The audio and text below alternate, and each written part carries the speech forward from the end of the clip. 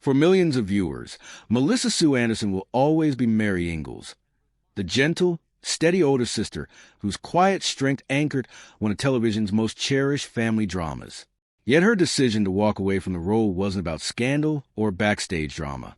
It was a story about an artist outgrowing a part and choosing growth over comfort. Anderson was still a teenager when she landed the role of Mary Ingalls in 1974, and she brought an unusual poise to the part from the very beginning. Audiences responded immediately to her warmth and sincerity, and Mary quickly became one of the emotional anchors of the ensemble. That talent didn't go unnoticed.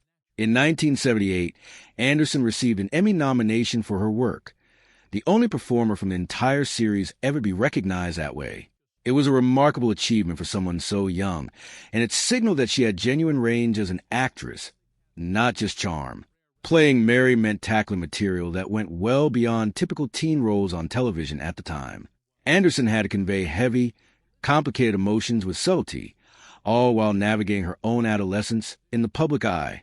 Somehow she made it look effortless, and that authenticity became part of what made the show resonate so deeply with its audience. The most pivotal chapter in Mary's journey was her gradual loss of eyesight, a storyline the show handled with unusual care for its era. Anderson brought real nuance to Mary's fear, frustration, and eventual acceptance, and the arc became a genuine cultural touchstone, one of the earlier examples of a major TV character living with a disability. It also reshaped who Mary was as a character. She stopped being simply the responsible older sister and became someone forced to rebuild her sense of self and independence. Viewers watched her learn new skills, adjust to a different kind of life, and find purpose again. And that vulnerability made her more human than ever. But there was a cost to that storytelling choice. As powerful as the blindness arc was, it also began to define Mary almost entirely. Once her central struggle had been fully explored, the writers largely kept returning to the same emotional territory, rather than pushing her character into new stories. What had once felt groundbreaking started to feel repetitive, and that repetition slowly narrowed what Anderson had to work with as a performer. As the series matured, its focus began shifting away from Mary and toward other characters, particularly her younger sister Laura, played by Melissa Gilbert, along with a growing cast of newcomers. Anderson later explained that this shift noticeably reduced her screen time and her role's importance to the overall story. It wasn't a dramatic falling off so much as a gradual fade. As the writers expanded their attention to cover a wider ensemble and broader community storylines, Mary naturally became a more peripheral figure. Her scenes grew thinner and less dynamic, often circling back to the same themes of loss and coping rather than offering anything new. This wasn't the product of any conflict on set. It was simply how the show's priorities evolved as it aged. Audience interest and ratings pulled the writers toward fresh characters and storylines, and Mary's arc, having already reached a natural conclusion, was left with less room to grow. For Anderson, that meant fewer chances to stretch as an actress and more scenes that felt like retreads of ground she'd already covered. Over time, that narrowing became harder to ignore. After years of playing Mary, and especially after the emotionally exhausting blindness storyline, Anderson found her character increasingly boxed into the same somber register, without much variation or challenge. What had once been an exciting, demanding role started to feel routine. She has spoken about how draining it became to revisit the same emotional beats again and again.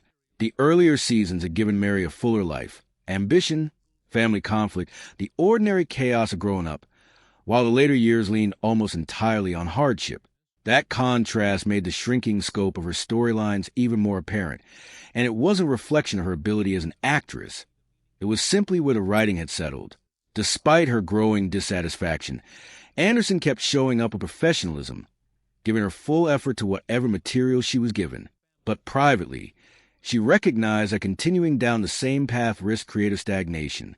She wanted parts that would challenge her and let her explore new dimensions as a performer, something the show, at that point, could no longer offer her. Anderson's exit from Little House on the Prairie wasn't sudden, and it wasn't fueled by any behind-the-scenes rift. By the show's 7th season, she had already decided that her time on the series was coming to a close.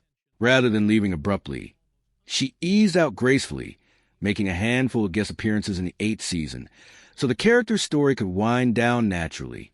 She has been consistently clear on this point over the years. There was no feud, no controversy, and no bitterness behind her decision. She stayed on good terms with her castmates and crew, and her choice came down to a simple, honest desire. She wanted new challenges after spending most of her adolescence inside a single character. Having invested roughly a decade in Mary Ingalls, she wanted a chance to diversify and test her range in other kinds of roles. Leaving a signature part is never risk-free, especially for someone so closely tied to it in the public eye. But Anderson took that leap deliberately, trusting that her skills would carry her beyond Walnut Grove. Anderson didn't step away from acting altogether. She simply widened her scope. In the years following her departure, she took on guest roles in shows like Chips, Fantasy Island, and The Love Boat, along with a run of television movies that let her inhabit very different kinds of characters. These self-contained projects offered a different creative rhythm than a long-running series, giving her fresh challenges with each new role.